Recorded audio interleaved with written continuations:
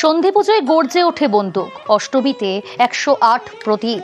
উত্তর 24 পরগনার ধান্যকুড়িয়ার গায়েন বাড়ির পুজোয় ইংরেজ আমলের স্মৃতি। 184 বছরে পা দিল গায়েন বাড়ির পুজো।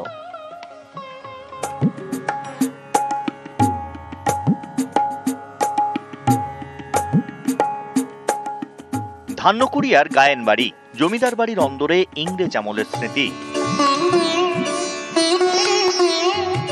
ভালো ব্যবসার জন্য ইংরেজদের থেকে লর্ড উপাধি পায় গায়েন পরিবার।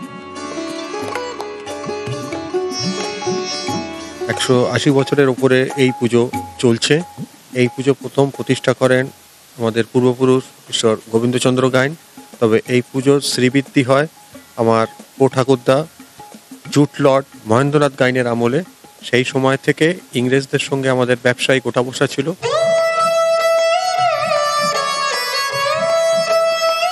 জমিদার বাড়ির পুজো বলে কথা, জমিদারির কিছু রেওয়াজ আজও অটুট। সন্ধি পুজোয় আজও বন্দুক গর্জে ওঠে এ বাড়ির নাট দালানে।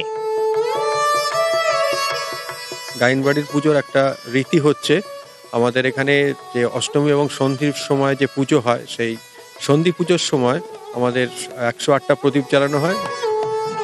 সন্ধি পুজোর সময় আমাদের বন্দুক ফাটানোর একটা রীতি আছে, আমাদের লাইসেন্স বন্দুক আছে আমাদের পরিবারে, সেটা ফাটানো হয়। এটা আমাদের দীর্ঘদিনের রীতি চলে আসছে। এছাড়া পুরোহিতরাও বংশানুক্রমে করে।